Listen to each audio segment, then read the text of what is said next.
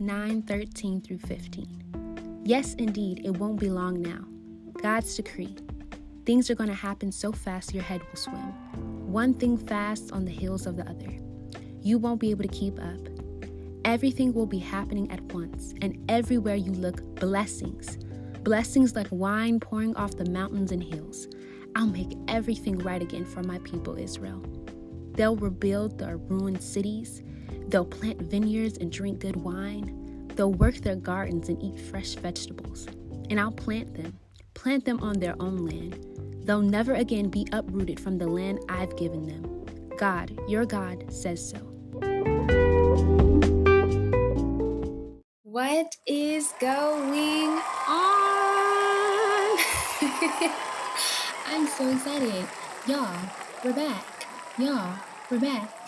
Y'all, we're back. Yes, sir. Yes, sir. Yes, sir. Nah, for real though, it has been a crazy time, y'all. It really has. And it took a long time to get back.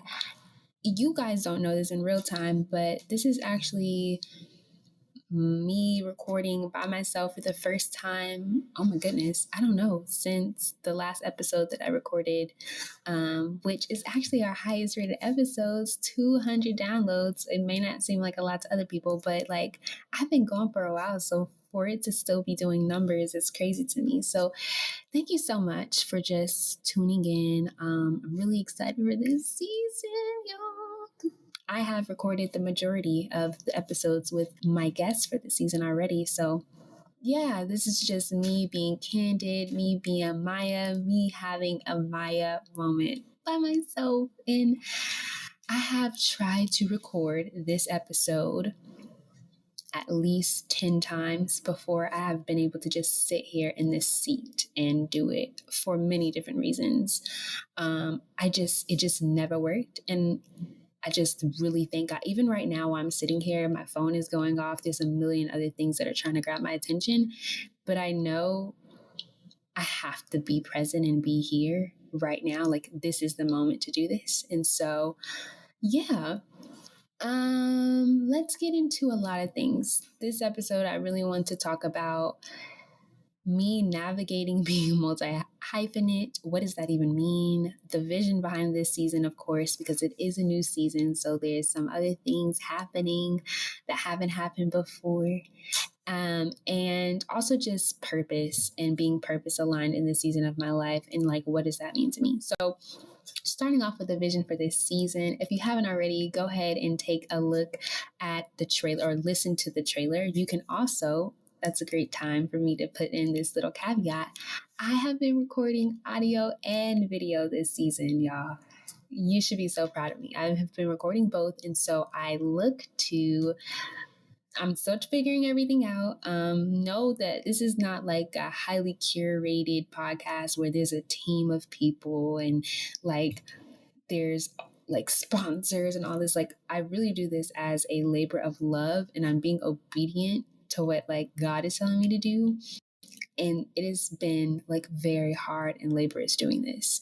I want to shout out to Tyreek Butler, who has been so gracious to like help me during this time with production and audio production, and he is highly qualified for this job. And I am going to be so grateful to bless him for just volunteering his time for me during this time that I really cannot give of myself because my moments is not making money. That's not really the purpose of this right now, or it hasn't been like a strong focus. So there's not much I can give to him, but he has been so gracious. And I really know that God is going to bless me to be able to bless him very soon. So that is, let me get back on track though. The vision behind season 2. This is 3 years in the making. Truly and honestly, it's 3 years in the making. I had a vision. So sometimes, like as believers, as people of faith, it's really, really important that you know how God talks to you, how you can discern how God talks to you. And he usually talks to you in the way that you get, I don't want to say visions, because it's not always a vision for some people. It's a whisper. Some people, they will get a dream. Some people, a person or something. Like, you have to discern and really mature in your faith to understand how God talks to you.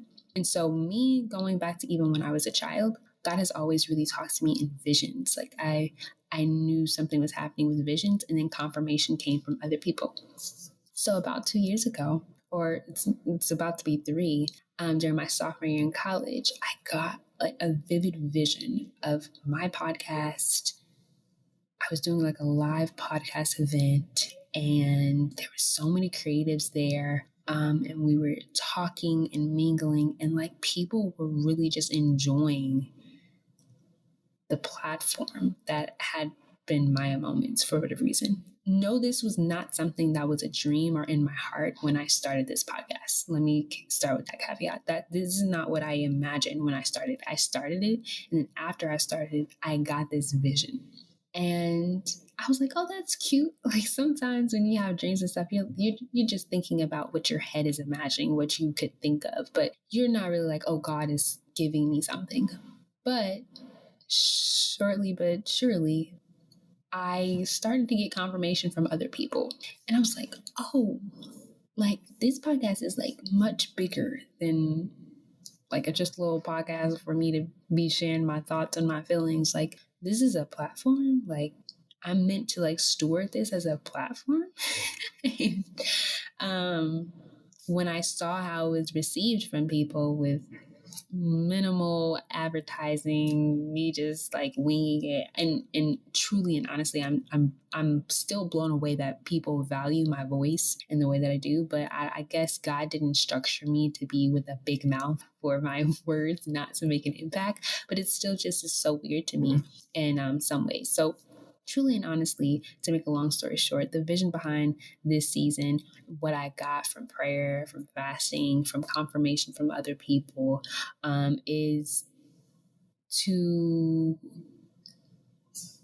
create a safe space for creatives to talk about what God has done in their lives. And that is what the whole season's theme is: creatively purposed. I have put money in this. I have invested in this. You know, I got some branding. I did some photo shoots. I make it look right. I've been really spending a lot of time in social media.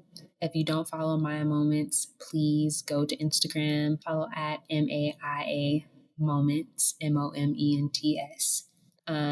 To make sure you're up to date on everything. And yeah, it's really been a labor of love. I want to be honest though and transparent. This has been the most trying thing that I've done aside from my business. And that is one of the most trying things that I've ever done. So together, it has been very hard, very, very hard. And if I'm honest, I'm really terrified of believing that this is actually helpful or impactful to anyone. Like, this isn't just Maia like talking with people and like because she wants to talk to people. Like, my intention behind all of this is not to just have conversations with people and cute. Like, I really want to be impactful. I've prayed over every guest. I've prayed over everything that I say. And this is really a ministry for me. And so my prayer, my hope, my thoughts is that all that I'm doing through it would be felt and known. And I really have no expectations for the amount of people or how far or how big it reaches. I just want to be impactful. And whether that's to one person or 20 people or hundreds of people, I mean, of course, I would love for this to really move mountains for people. But if it doesn't, if it was meant for just one person, I have made peace with that. I'm okay with that. And I think one is as impactful as a million, truly and honestly. When you think about how hard it is to really leave an impression on people, think about how impressionable you are as a person. It's so valuable to be seen as someone that can impart or inspire or just really be anyone worth knowing to anybody. So I don't take it for granted. This was about saying yes in an act of obedience for me. So in understanding that, I had to frame my mind that obedience and saying yes, my yes has to have more faith than any fear of failure, any terror of expectations. Like, I really have to strip all those things back, and my faith in God and his and what he tells me to do has to be, I have to have more faith for that than anything else. And I think that's actually a running theme through what you'll hear people talking about throughout the season is they had to have faith more in what they were doing than the fear or the terror of what they could be doing. You know, all the guests on here, they have, I would say they're married to their creativity, meaning they have monetized their creative abilities and they either live off of it or they make enough money from it that it supported, meaning it's not just their dream anymore, it is a supported dream. Other people are connected and invested in their success from them just believing in themselves. Truly and honestly, from people just believing in themselves, they now have supported dreams, and some of them are now able to support their dreams completely to live a life that I feel I would call purposed. But it is a lot of winging it. Like me being here right now in a library because I can't find a studio where I'm at back home. It's me winging it. I have a standard setup that anyone could have, winging it. But truly and hopefully this is produced in a way that makes you feel like, oh, she's not just doing this. I'm like, hopefully me telling you that it's like, it's not a surprise, but it's also not like, oh, I would have guessed that. Hopefully it's produced in a way that doesn't make you guess that I'm winging this. I really try to do everything in excellence. But let's move on to like life since graduating from college. The last time I talked to y'all, I was a full-time student, and I am now a fully graduated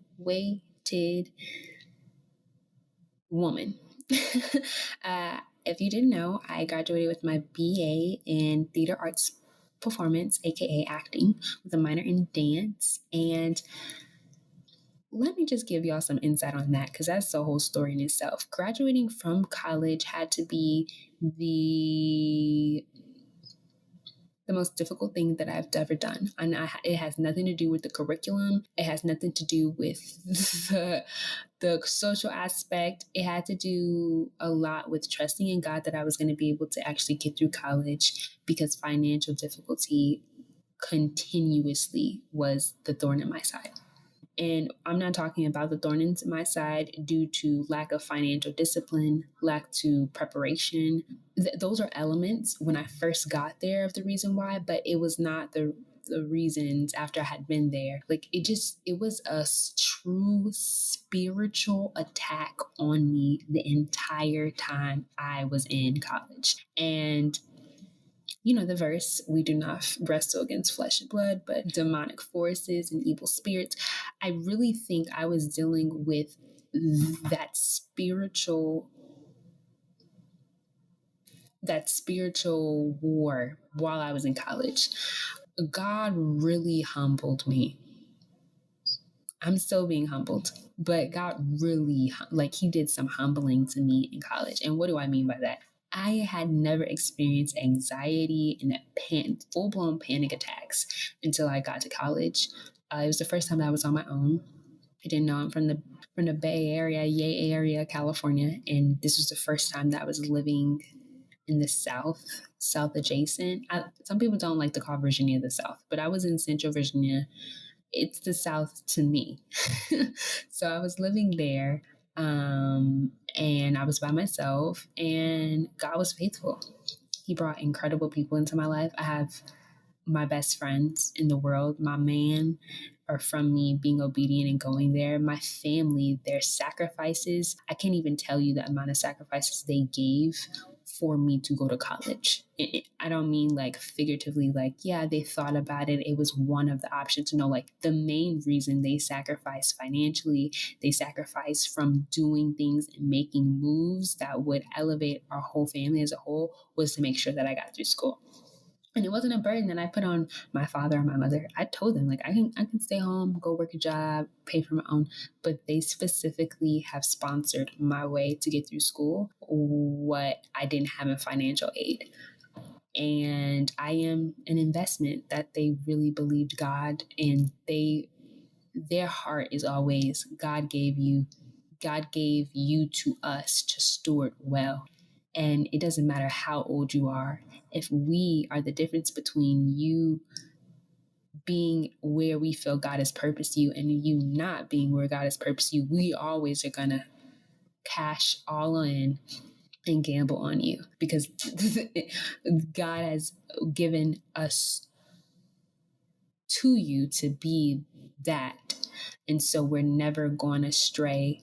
That whole, 18 years and then you're out. I didn't have to deal with that. And it's a privilege and an honor that I didn't have to deal with that. I did have to deal with other things. I'm not telling y'all my parents are perfect. They're not. But the way that they support me and my sister, and they really, really, really are so supportive. And like I pray to be who they have been to my children, because they have single-handedly broke a lot of generational curses in our family, from them just being obedient to the call that they have on their life as parents and to steward parenting well. But yeah, since graduating college, what have I been doing? A lot of what I've been doing is focusing on my business, i360 strategies. If you're not aware, I did open up my first business. If you don't know anything about that, I actually announced the business on this podcast, which is my last podcast episode, which is actually my most streamed episode and downloaded episode. And I did it with Travis Smith. But yeah, it was, now, years later, it is no longer i360 virtual tours. It is i360 strategies. I still offer 3D tours, but the main bread and butter of my business, or the main focus of my business, is content and social media strategy. And so I'm able to just be almost a consultant of sorts. And I talk to artists and creatives and creators about where they should be posting online, why they post online, how many times do they post, what do their analytics say, what do people like, building an online community on any of these platforms, specifically Instagram though. I've been doing this for like 7 years, but I never monetized it. It was never a business. I was doing it for fun. And I did it in college at a different level, when I was a part of a group called BTG, Bridging the Gap Urban Ministries. And that opened doors for me that I never, ever, ever, ever thought I would be a social media professional. It was just fun to me. Didn't even know that there was like a market in the industry for me to like make good money from it. So yeah, unbeknownst to me, the labor, the hard work, just doing everything that I've done in excellence. Pro tip, do everything that you do in excellence, no matter what. If you commit to it, which is why my favorite answer is no when people ask me to do most things. Be choosy and select with what you say yes to, because know that your yes is you committing with full commitment and you doing it to the best of your abilities. So that's just a caveat. I would just want to say that. But yeah, when I was a part of BTG, I was doing it for fun. It was nothing that I ever thought that would be portfolio work that I could use to speak to my expertise in Instagram specifically. So if you're ever interested in that, you can go follow at i360 strategies on Instagram. I love talking over there. I kind of give a whole behind the scenes of like my work days and like Instagram stuff. It's a blast over there. I really enjoy it. But yeah, I'm in this season of life where I only want to do things that bring me closer to what I feel purpose to do. meaning people, places, and things that make me feel like it's not in alignment. Like, I want the things that I do, and I know everything won't feel this way, but I want the things that I do to feel like, oh yeah, like God specifically said that I should be doing this, and my yes is being obedient, and like this is where I'm supposed to be. This is who I'm supposed to be doing with. I'm supposed to be right here. And I feel like I've just been in that season of life where I don't have the energy for anything that's not purposed in my life for many reasons, but mostly just due to my energy levels nowadays. I am split in a lot of directions and I'm tired, y'all. To be honest, I'm tired. I make money, but I don't make the money that I want to make, which is why I'm building the business to be able to do that.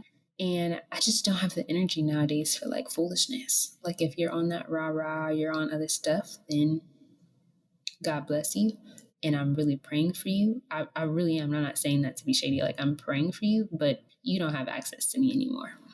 Sorry. You don't have access to me anymore. And maybe it'll be a boomerang and we're spinning around the block in a different season of life, because some people are for seasons and those seasons will come back around where they're for you, or you're for each other. But, I'm just not for it and I don't have the energy for it. I think a lot of that has to do with, like I said, me having multiple jobs. So let's talk about being a multi-hyphenate. What is a multi-hyphenate? I found this definition online, and the first time that I saw it was with Danye Taylor. If you don't know, she's a marketing strategist. She's really dope, really cool. I am a fan. I am a supporter. And she was the first person I saw, but then I saw it repeatedly from other people. And basically the vibe that I get from multi-hyphenate is you wear a lot of hats in different industries. So, for instance, for me, I am an actress. Like, that is not something that I put on the back burner. I am an actress. I graduated with my degree in theater, and that is my number one purpose I feel in life, is to act and to storytell through the medium of like film and TV. I am a podcast host, which is like a ministry for me. I wear that hat as well. Also, I am a content and social media strategist. So I'm in the marketing world, a lot of times adjacent to the tech world because of the work that I do with 3D tours. I also am a daughter and a girlfriend and a friend. You know, we all are multi-hyphenates in many ways, but I think it speaks specifically to like your occupation and like what you do on a day-to-day basis. And I wear a few different hats. Sometimes my life is more focused on one of those passions than others, but at all times I am actively doing them all. And recently, I think since graduating, and I've had the time to like just sit and think, I have been like so frustrated with myself for like stepping out and believing I can do so many things at the same time. Like, truly and honestly, it can be really exhausting, especially in entrepreneurship. It's like not fun a good amount of times when you're trying to understand like taxes and should you hire a tax consultant and you made a really stupid mistake with your money that you didn't realize was a mistake until after you gave the money to the people or to when you purchased that thing. Or how should I be marketing myself? Who should I be talking with? Who should I be networking with? I need to make the content for myself that I'm making for my clients. I need to be doing everything that I'm telling my clients to do. Like, should I just go ahead and get a full-time job or a part-time job to be helpful because this is now its own entity, its own business? I could go on and on. But it can be very frustrating at times that I believe in myself. And I don't mean that in a cutesy way. I mean, like, it's highly frustrating. I wish at sometimes that I was quote unquote normal and I could have just assimilated into a corporate work and get the good job and get the good benefits and be satisfied versus being an actress, a social media strategist, a business owner, a podcast host, a dancer. I do dance, y'all. I do sing. I just usually only do them when I'm acting. But I love all of these things. Feels like you have to compromise. I have to compromise one for the other. It's life. But as I'm getting older, it's more and more challenging for me. Being such I would call myself someone who's ambitious and driven and goal oriented. Don't hate me, Mom, if I said that wrong. My mom's always correcting my grammar, but being someone who's just ambitious, it's hard for me sometimes when the work that I'm doing isn't matching my wallet. And that's just the reality of things. Like, I do a lot of work, and the work that I do 9 times out of 10 doesn't match my wallet. And I understand I have to I gotta show myself to be the person that I am. I know I am, but I gotta convince other people that I am before I can really cash in on some of the things that I have. But I don't know. It's exhausting. I wish sometimes that I would have just done it the traditional way. But I wouldn't have been happy, and it wouldn't have been a good thing for anybody. But you can wish. Here's the pro tip. Another one. Be honest with yourself about where you're really at and what. This is me being transparent, y'all. Like, I really haven't talked to a lot of people about this. I'm just really being transparent and candid. Yeah. I really wish that I had done it different sometimes. Or I think about how it would have been if it was different. At the very same time, I'm thankful because even if none of this works out, at least I get to fail forward, if that makes sense. You're gonna fail. You can fail by never trying, or you can fail by trying and it didn't work out, but at least you had a hypothesis and you tested out your theory and you found that it was wrong. Now you can go back to your hypothesis and change some of the outcomes or change some of the inputs and say, okay, let's see if it works this time. But you can't change an input or a hypothesis if you never tried, and you'll never know the result of it if you never put your foot out there. So I'm thankful for that, if nothing else. I'm really just happy to be here at this point. God is good. I can't complain. And I really had to graduate. I graduated in December of 2021, but I didn't have my graduation ceremony until May of this year, 2022. And so when I say graduate, I mean, I really had to go through that process of walking across the stage and celebrating with my close family and friends. I really had to go through that for me to be able to do this pod. And so when I was trying to schedule before, when I first came on here, I told you this has been a long time in the making and I tried 10 times. I know why it wasn't working before. I had to have gone through some things over the past couple months to be present in this moment in a mature way that I probably couldn't have given clarity to if I hadn't gone through it. I thank God. Truthfully and honestly, I'm saying all these things in the middle of turmoil, like bills, trying to figure out how stuff is going to get paid, this and that, right? I'm in the midst of that, but I truly and honestly, I trust God. I don't know why. I don't know why I have such peace about everything, but where God has provided, or where God has guided me to, He has truly provided, and I have wanted for nothing in this season. It's been a challenging season. I am back on the West Coast. I love my home, but it's not where I feel that I'm called to at this moment in life. I am looking to move to Atlanta, Georgia in the fall.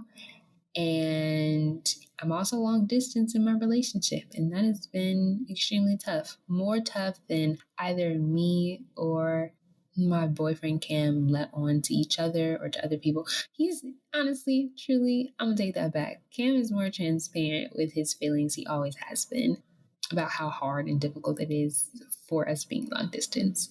I'm more of the person just like, suck it up. Keep going. Let's suck it up. Let's not talk about it. We'll talk about it after it's over. But there is a level of maturity. He's way more emotionally mature than I am. He's taught me a lot. And being in a relationship with him has taught me a lot about like expressing your feelings and being in tune with your feelings and like being expressive. I'm not that person. Cam very much so is. I actually talked about this with my brother Tim in that episode. But yeah, that's just really the season I'm in right now. People have asked for me to talk about this, which is the reason why I'm talking about it. And I've seen a lot of suggestions for topics and to talk about it. Even though this season I have a lot of guests coming on, I think 12 at this point are coming on. So y'all have a jam-packed season in store. Like I was truly winging it when I first started. This is very well organized, edited, and like it's gonna be amazing. It's gonna be amazing. I know at the beginning I was telling you like anything that I do, even if it's not like I'm gonna do the best that I can. I'm gonna show up the best that I can. So even though it may not be like highly produced in a way that those are my bars, I want to have the full production and to be in front of people and to be, face to face, having interviews and that kind of stuff. That's like my barometer. So this is obviously not that, but it will be one day, prayerfully, if God says the same. But this season, you have so much in store. We have a full season, and I'm just really excited to be able to like exhale now because I have recorded this podcast episode and we can now know that all I have to do is edit it and it will be out into the world and we can get this ball rolling. I've been in my own way and thank y'all. Thank you so much for just being a part of this journey because you don't have to be and you don't have to listen to me. So if you stuck around to the end, thank you so much. And yeah. This is Maia Moments, creatively purposed. I will see you guys in the next episode. Talk to you soon.